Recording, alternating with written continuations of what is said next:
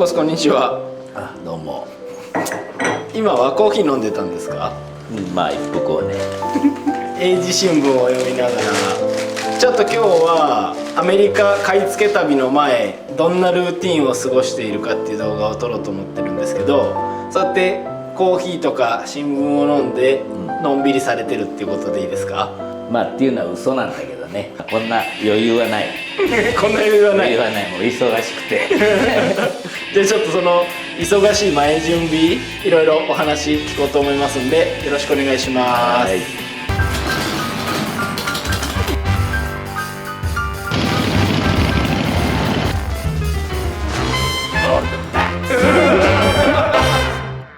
では買い付け前のルーティンの動画については今日9個題目を打ってちょっと話を進めていきたいと思います。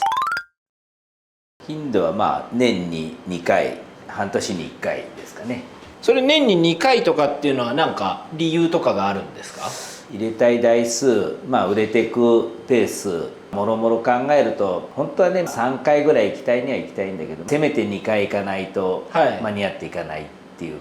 感じですかね。何月に行くとかそういうのは決まってることはあるんですか？比較的雪の時期を外して10月11月、はい、半年前で言うなら4月5月、雪を避けてるってことですね。はい、じゃあ2つ目、どういうふうに仕入れ先は探しているんですか？まず知り合いのアメリカのビルダーさん、ショップコレクターの人たちが、まあ、ある程度連絡取れる相手たちがいますんで、まあ、そちらにちょっと貯めといてもらって、はい、今回そっち何台ありそうみたいな感じで聞いて、その後その周辺の情報を集めつつ、はい、まあ、ルートを組んでいくって感じですかね。日本でじゃあその仕入れ先を探す時点で今回は台数多そうだなとか、その辺の見立てはある程度出発前にできるっていうことですかね？ほぼほぼそうだね。7割8割方ルートをとにかく決めないと時間が読めないんで、この辺をまず立てて、土壇場になってとか現地へ行って予定変更とかもいろいろありますね。あ、そういえばさっきあれだ、ショップの方から連絡があって、はい、ちょっとこういい球が出そうなところがあったんで、はい、ちょっと予定をね変更しないといけないのから、一緒に行ってる工事のところにちょっと電話一回します。はい、オールドマックス。あ、工事お疲れ様。第2ルートの方あったじゃんね、後半のその方で向こうからオファーがあって、ちょっといいもの上物が出てきて、そっちの方を回りたいから、ちょっと予定変更をしといてもらっていいかい？でまたルート組み直して連絡ちょうだい。よろしく。頼みます。はいはい。ちょっと予定を変更して、まさに今みたいなことが、じゃあ出発前に結構起きるっていうことですか？こっちを犠牲にしてこっち取ろうっていうのはやっぱりありますね。はい、ルートはとにかく全米になりますんで、今回は、まあ、ちょっと場所をね具体的にっていうのは明かせれないんですけど、まあこうした西から中央東海岸まで、はい、もう本当にもう全米ですね。それをまあ渡り歩いていくんですけど、はい、だんだんやっぱり台数が増えてきてますので、はい、輸入台数がだからまあルートは伸びてますね。1回目よりも2回目2回目より3回目っていうことで、走行距離みたいなものももうどんどん増えてしまってますね。それ移動手段はどんなものを使ってるんですか？こちらでいう大型10トンクラスのトラック、はい、で後ろが箱になってますので、はい、まあ雨の日でもいいという。トラック以外には何か使うことはあるんですか？今回走行距離が普段のもうほぼ倍になりそうだから、はい、途中の1回空にして、はい、飛行機でもう一方の第2ルートっていうことで、もう一方のところまで飛行機で移動して3仕掛け3日間ぐらいかかる距離のところを、はいまあ、飛ばして2時間ちょっとで国内便でね飛んで、そこから寄りながらですねまた1週間後半1週間かけて戻ってくるっていう、はい、うん、じゃあ飛行機を使うことも今回初めて今回初めてですねあるっていうことですね。わかりました。旅と言ったら普通国内旅行でもまず泊まる先を予約してっていうことを多分皆さん考えるのが普通だと思うんですけどね、どこについてはどういうふうになりますか？予約は取れませんね。もう時間も場所も行き当たりばったり、はいはいはい。このルートで何時何分にとかっていうことはもう無理ですので、はい便利なスマホを使ってはい全て予約はその時、だいたいいつもは夜10時ぐらいまでだいたい動いてますんで、はい、10時ぐらいにホテルを取っておー近くのモテルを取ってもう寝るだけ。見つからないことはないですか？いやあるね、もう寝たいっていうのに、はいまあ、そこから2時間とか見つからない間もとりあえず進んでいくっていうこそうだとですか？ね、もう進行方向にとにかくひたすら1分でも1キロでもみはいたいな、進んで進んで、うんたまたますぐ取れる場所のところにある場合もあるし、はい、なかなかまあ2時間走らないと、まあ、山を越えないとかあーもういろいろですね、はいだからまあ予定は全く、あはい、組んでません。じゃあ出発前には宿泊予約は入れてない入れっていうことで、てないですね。はい。じゃあ5番目。まず行く時は一番最初飛行機から降りて、はい最寄りのレンタカー会社もう分かるんで、はい先に日本にいる段階で事務方の方で手配してもらって、はい予定をもう何週間っていうふうにもう入れてしまって、はいでワンウェイって言って元のところに戻すなんていうことはできないんで、もう片道ですね。出発地から何千キロ何万キロ離れたところの同じ、トラック会社の営業所に返すワンウェイですね、片道、はいそういう借り方をして、でまあ1台だけじゃなく途中で満載になればすぐ2台目を手配して、余裕があれば日本の事務員の方に、はいまあ、連絡をしといてもらうっていう、予約を取ってもらうっていうやり方。はいそれでまあそのところまでフラッグを立てて、そのフラッグの目的地まではいもう便利ですね、スマホで全てカーナビしてくれるんで、もうそういう場所はもう先に分かれば入れておいて、はいそこに向かって何キロ何時間かかるかっていうのを大体読めるというかね、はい。そういうやり方してますかね。量についてはその大型のトラックはチョッパーっていうかね、長さによってですけど、まあ大体目処としては13台ぐらい、トラックに13台。2丁掛けで2台で走る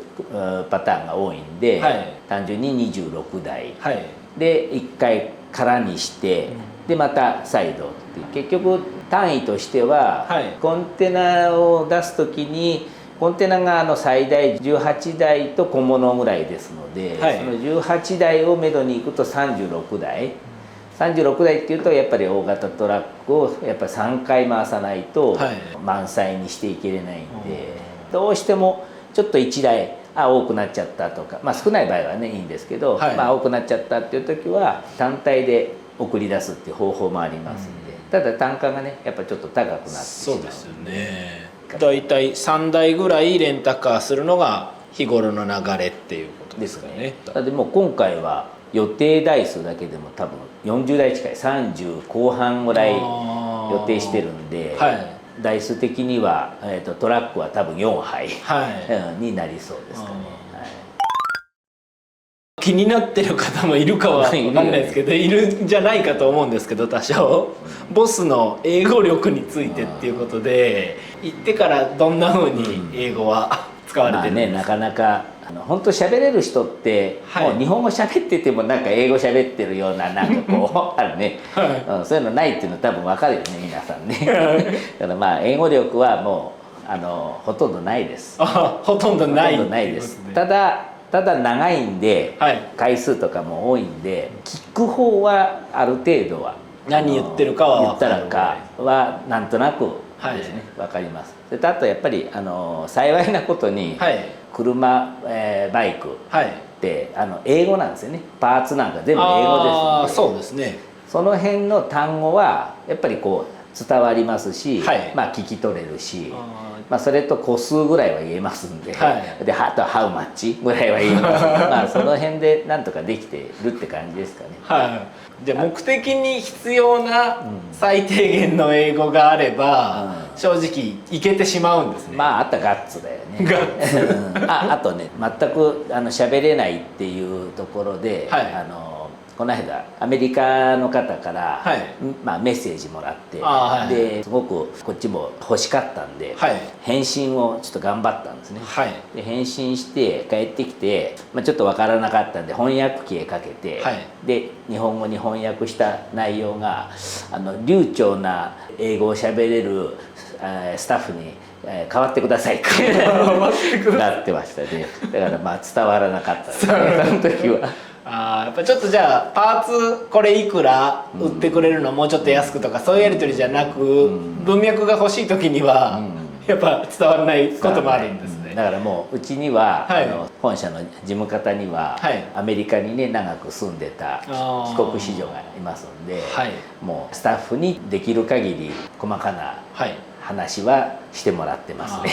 じゃあ事前にありがたいのと、あとあれですかね、向こう行ってからでも多少その辺加わってもらうことも遠隔でできますか？前日っていうかね、まあ、前の日に前もってある程度こう喋っといてもらって、はいでメールとかでうちへ飛んできて、うんでもうこういうふうにしておきましたとか、普段は他の仕事をやってってもらって、はい買い付けの前後になるともう専門でね、うんずっとそれやってもらってますんで助かってますね。ありがたいですね。まあ時間帯も全然アメリカと日本じゃ逆さまみたいな状態ですからね。美人事務員さんが頑張ってくれてるっていうことうで、ちのマドンナですね。じゃあ英語力はそういう周りのスタッフの手助けもあって成り立っているよということでですね。はい。はい、出発前はやっぱりねしばらく日本離れるんで、はい恋しくなりますんで、はい日本の美味しいものをやっぱり食べて、少しでも活力にするために、あと家族がね例えば壮行会的な、はいまあ、晩餐で、送り出してくれるみたいな感じで寿司食ったり、あとラーメン好きなんでね、はいラーメンは必ずやっぱり行きつけのラーメン屋何軒かあるんで、はいまあ、そういったところへ何日か前からはやっぱり味をやっぱりこう染みつけておくように食はいべ行きますね。じゃあまあルーティン的には寿司ラーメンあたりはうん食べていくことは多いっていうことで、逆にアメリカ着いてからの食べ物の事情とかはどんな感じなんですか？まずね日本人が多い州はいは意外と日本人向けのスーパーとか、はいそういったのがあったり、例えばロスなんかはね、はいもう困ることないぐらいに日本食もいつでも食えるっていう感じですけど、はいでもねやっぱ内陸の方に入って東の方に行くと日本人すら入ってないとことかも行きますんで、はいそうするともう日本食なんていう、あと日本語もね全く文字とか通じるっていうことももうなくなるエリアっていうのがたくさんありますんで、はいまあ、そういったところではねもう耐えしのぐしかないですねもう向こう行ったら基本的にはもう2食です。2食2食いつといつの2食ですか？朝、朝、それとあと帰ってからの晩酌じゃあもう乗ってる間は食べない、あれ食べるぐらいゼリーみたいな、すぐチャージできる的そう運な転しながらでね腹いっぱいにしちゃうと眠くなっちゃうんで、はいとにかく乗ってる間はね食べない、もう本当にこう栄養補給だけ、はい、水分とか、糖質が入って眠くなることも避けつつ、無心でただただ運転してるって感じです。もうひたすら走って走ってなんでね、大変ですね。それは食べ物事情がそんな感じ。出発前画像とかで見られるんですかね？画像でやっぱりやり取り、ね、メールでもらったりして現地行ってどんなものが見れるかっていうのは、まあ、パーツとかまあ、車両もそうですし、まあ、いろいろやっぱり事前に確認できるものはしてますね。はい、その時点でなんかこういうものは選ぶこういうものは選ばないみたいな、画像で分かることってあるんですか？それはやっぱり判断してますね。例えば今在庫で何が少ないかとか、はい、これが欲しいとか、まあこれは常備しておきたいとかっていうやっぱりこういろんな種類、例えばカスタムのためのベースになる車両とかっていうのは何台あってもいいんで、はい、そういうものはもう正直金額が合えばとにかく買って、で、蓄えてベースにする。あとは出物ですね、いわゆるレア的な、はい、まあ年式とか車種でなかなかやっぱりこう出くわさないもので、あとカスタムがやっぱりある程度当時ものとしてこうね残っているサバイバー的なものなんていうのはなかなかこうチャンスが少ないんで、はい、そういうのなんか出た時にはレアものはもうとにかくやっぱ飛びつきますね。やっぱ買っておいて、で売れる売れないじゃなくてとにかく僕は集める、はい、集めて売れないなら売れないでも別に背景としてちゃんと見てもらえるようにしておけばいいんで、はい、で展示的な感じでも、いいものが出ればなるべく頑張って買おうということはしてます、アメリカで今度着いてから実際そのアポを取ってた車両とかを見て、その時に見てる観点はまたなんか違ったりするんですか？そうだね、やっぱり本物か否かっていうのはしっかり見る、はい、まずはマッチングしてるかとか、例えば直すんですけどあまりにもひどいものなんていうのはやっぱり持ってきて大変になっちゃうんで、はい、交渉して金額が合えばとか、はい、あと、まあ、当然やっぱ行ってやめますっていうことも多々あるんで、はい、必ず行ったところは買うじゃなく、はい、まあ、やっぱりいいものであれば買うっていう感じですかね。高いものをこう無理してせっかくここまでトラック乗ってきたからって言って無理して買っちゃうと、日本に来てお客様に売る価格も無駄にというか、上がってっちゃうことにはなるんですよね。じゃあちょっと仕入れはやっぱりこうメリハリつけていいものを仕入れるってことをやって、いいものがお客さんにいい価格で届くっていうのが大事なポイントですか、お店としては。まあ、あとうちらしさとかね、はい、やっぱり得意なものもありますんで、まあ、そういったものを中心にうちらしさの、まあ、要は車両を持ってきてるっていう感じですかね。パッともう思いつくのは第7回の時にとあるところに、行って、はい、全て終わって乗せて、はい、じゃあっていうことでまた来るねって言って、まあ、帰っていったわけです、はいはい、それで遠い場所だったんでひたすらまた走って3時間ぐらいですかね、まあ、走った時に、はい、その日はちょうどまだトラックがまだ1台でしたので、2人で、まあ、工事と走っていて、はい、ふと「あれタイトルもらってないよね」っていうまあ要は車検証ですね、はい、このタイトルもらってないのを気づいて、はい、でもうすぐ電話をして、はい、でやっぱりここにあると。じゃあ今すぐ折り返すからっていうことで、はい、まあ、戻って、はい、3時間ロスじゃなくて6時間ですか往復してしまったら、はい、